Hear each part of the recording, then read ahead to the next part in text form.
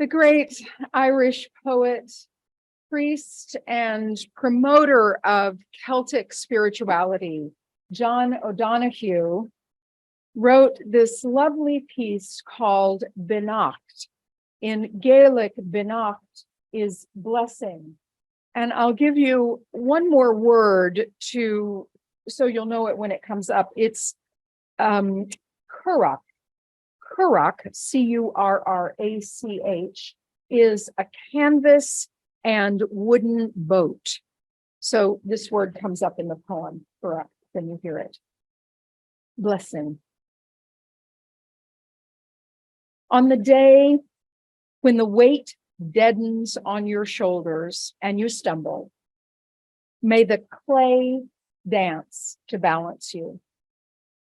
And when your eyes freeze behind the gray window and the ghost of loss gets into you, may a flock of colors, indigo, red, green, and azure blue, come to awaken in you a meadow of delight. When the canvas frays in the currach of thought and a stain of ocean darkens beneath you, may there come across the waters a path of yellow moonlight to bring you safely home. May the nourishment of the earth be yours. May the clarity of light be yours. May the fluency of ocean be yours. May the protection of the ancestors be yours. And so may a slow wind work these words of love around you, an invisible cloak to mind your life.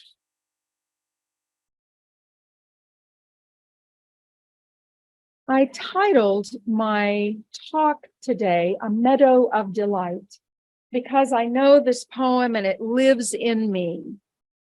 But this poem is not about delight, it's about sorrow and loss.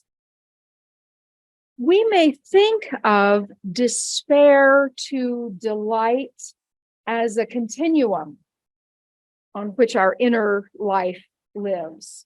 But I don't think it's so much a continuum. I think our inner life is a complex web in which despair is a particularly salient point, and delight is another particularly salient point. Despair lights up loud where it is, and deep, perhaps a deep gong, a deep and lonely gong. And delight lights up loud, perhaps a tinkle of bells that makes us go, ah! My husband went to the chiropractor this week, and we've been seeing Dr. Bob for years. And Dr. Bob cracked his back, and Mike said he just let out the funniest laugh. He just was so surprised by himself. I said, he cracked your funny bone. But it was a moment of delight, just a loud delight that something important shifted. So I'm thinking a lot about what is our interior life, the need for delight, the presence of despair, loss, grief, troubling thoughts, illness, facing our own mortality and finitude, separation from those we love, the difficulty of this world today, the challenges that we have to keep despair at bay. There are plenty of ways to let despair in. And the need for a cultivation of delight and joy. I think sometimes delight can feel frothy and airy, and perhaps it is. Those irises, they're a little bit frothy, aren't they? Oh, their delicacy, they look otherworldly to me. They're so ethereal, they don't stay long, but they're sturdy and they come back year after year after year. I don't think they're insubstantial. So I want to think about this today, the substantialness and the necessity of cultivating delight. So Kendall Gibbons, who was a former minister at First Unitarian Society in Minneapolis, has spent a good part of her professional life talking about spiritual maturity. And I really like this phrase a lot. It's resonant with me. And this is a quote from her.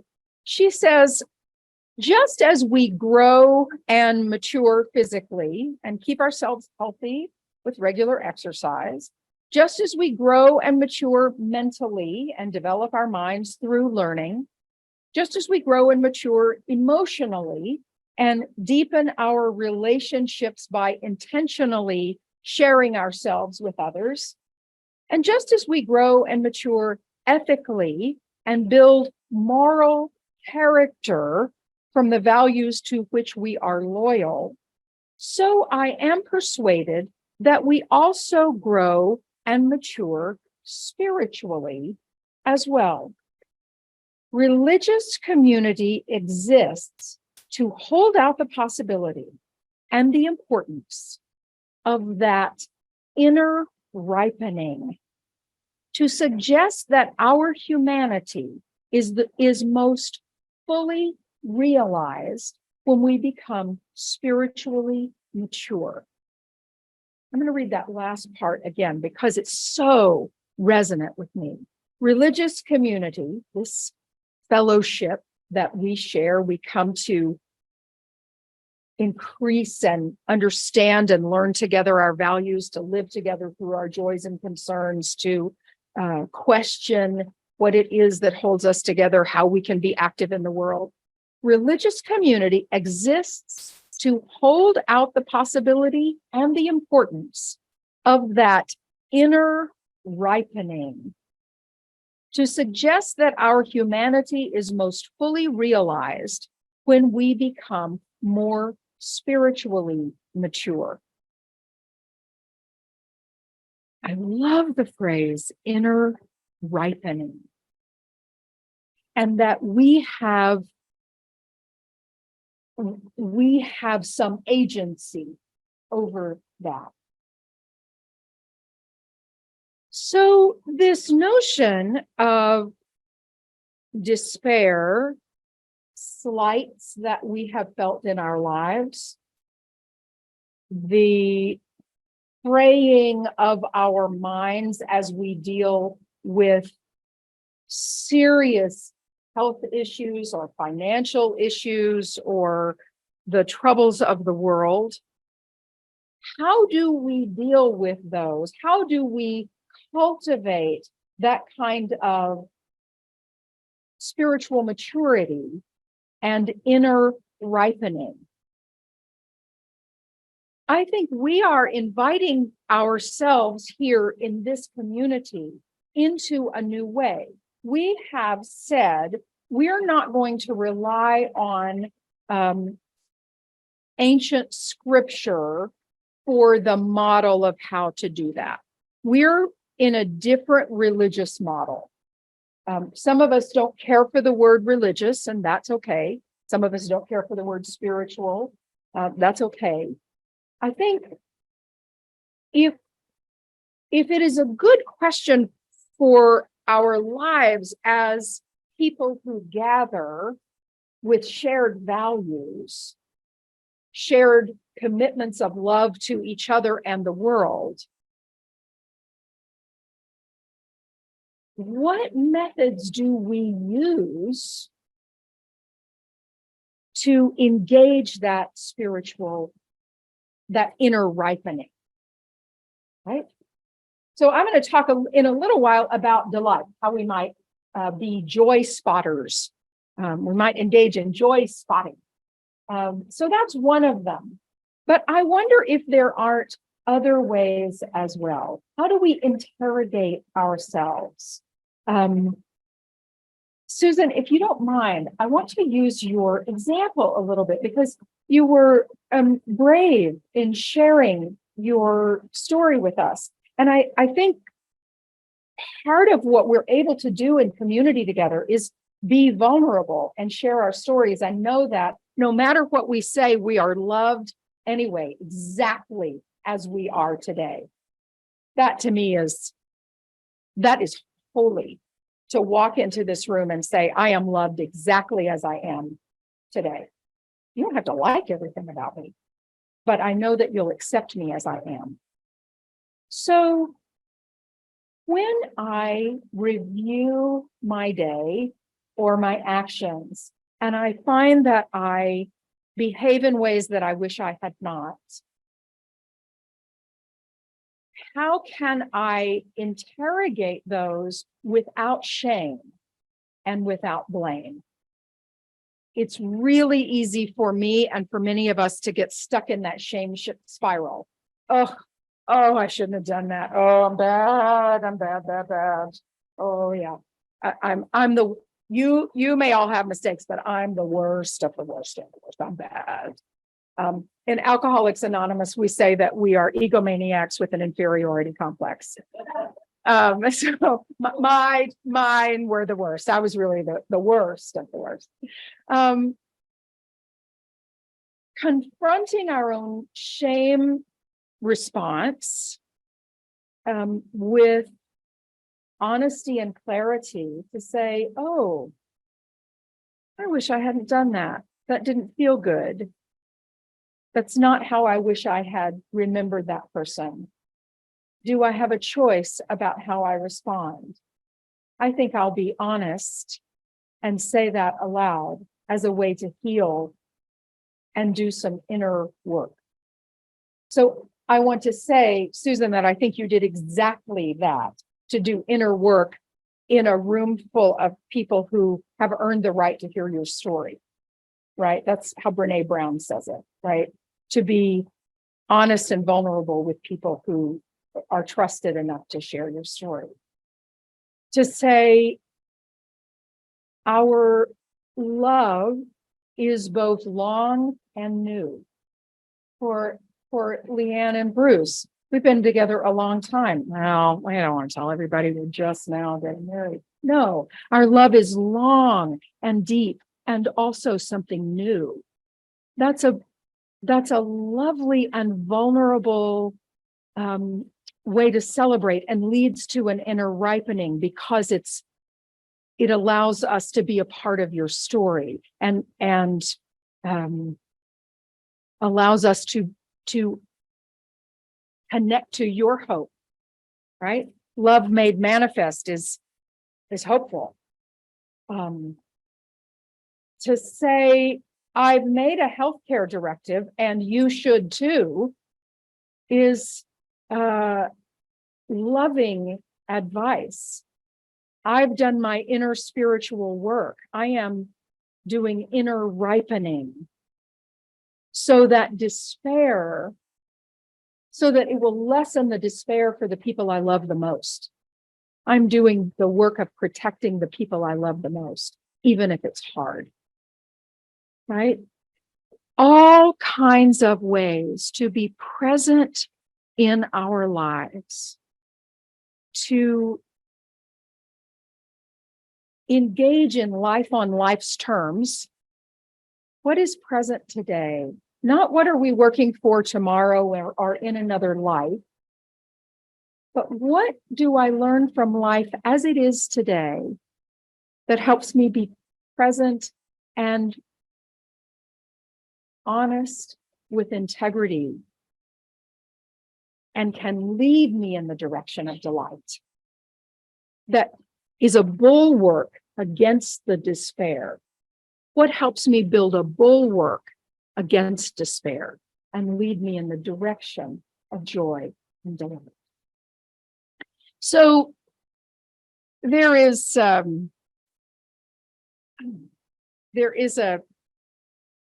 method called joy spotting. And it is a simple practice of tuning your attention to the joy in your surroundings. It's easy, it's free, and it can be done in just a few seconds. And the best part is the more that you do it, the more you'll start noticing it all on your own. So if you notice the irises at that one corner where they always are, you may be likely to notice them at another one. You didn't know that there was a stand of irises there, but next time you'll see them. And the other flowers as the summer goes along. So there are 12 sort of guideposts to joy spotting. And in the upcoming newsletter this week, I'll send the link to this joy spotting guide. And just as we think of simple, easy ways to build that bulwark against despair for the inner ripening, this building of delight is one way to do it. So she says, look up. The kites and balloons and things that fly, birds. Oh my goodness, the birds.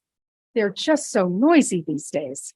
And they just fly in the most interesting patterns. How many of you are birders? I knew some of you were real birders. You probably, do you identify the different birds out in the, yes? And do you collect, I mean, are you after specific ones or like, oh, I've never seen that one? Do you have bucket lists of birds? Yes, Joe, you do? What would be something on your bucket list? Oh, a quetzalcoatl. That's the prehistoric looking bird in Quetzal. Okay.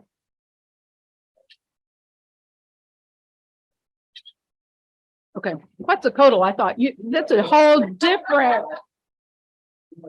Yeah. Okay. That's a dream bird. That's fine.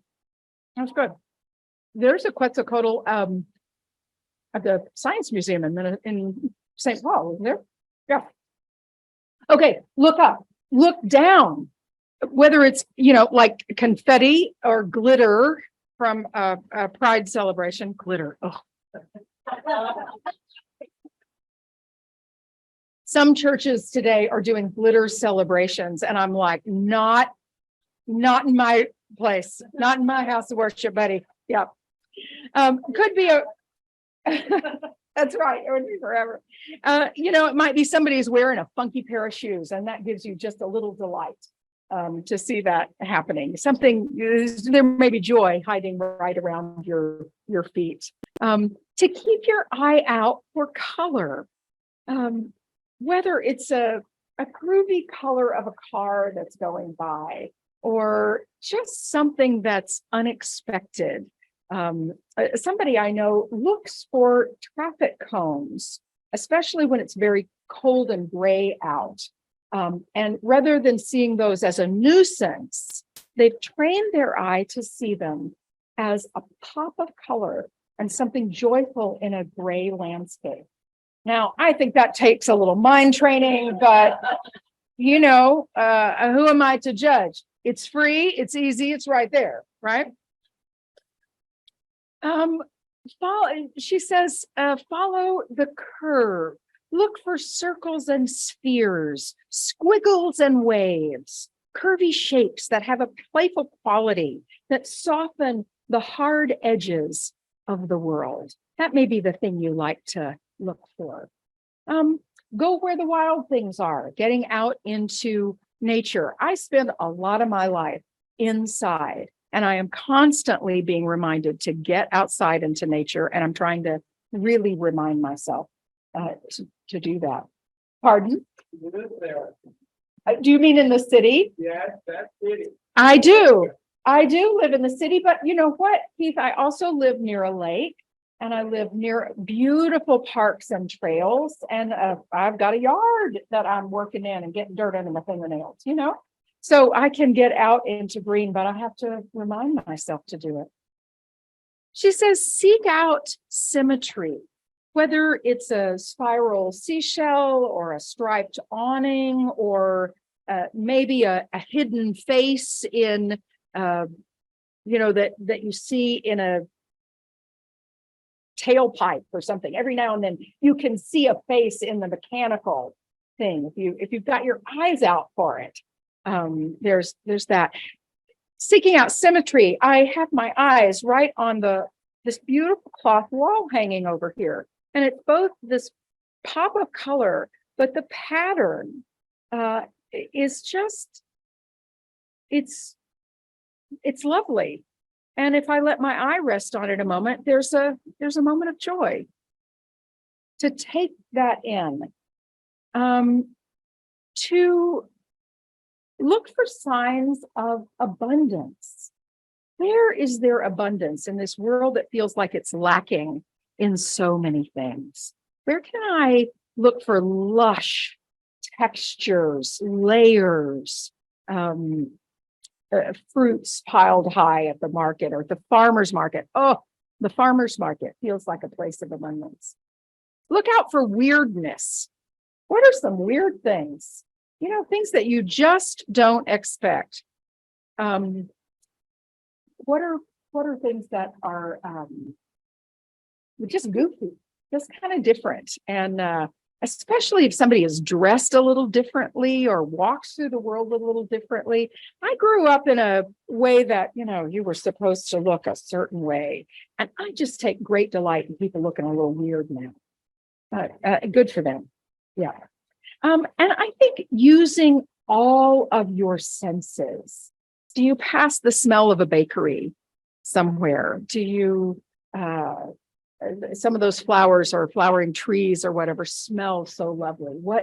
How are your senses engaged? Do you feel a fabric that feels different? Do you feel a texture? So engaging your senses, some bite of something.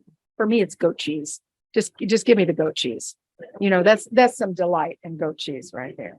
So anyway, I'll send these to Jean and she can put this list out in the thing.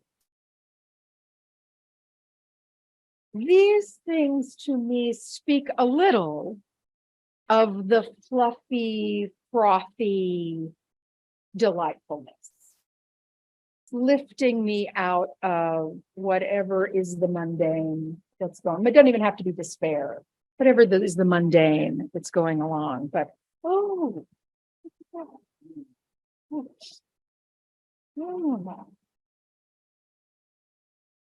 but the more I practice that, almost like practicing meditation, the more I practice looking for the good,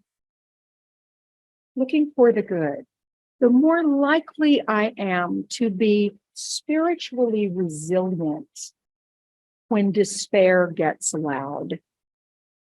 Despair will get loud. That gong will come again. Sure as the sun will rise, that gong of the despair will come again. It's what it is to be alive. And then it will soften, and then it will come again and soften. But spiritual maturity and cultivation of delight helps my resiliency to despair so that it doesn't swamp me, it doesn't take me over. That's a promise of humanism, of a kind of non-theistic religious depth. And I am for it. I am for our interrogating together those ways that when life is hard, we lean on each other and each other's practice so that we can be strong when they need to lean on us. With that, I'll close.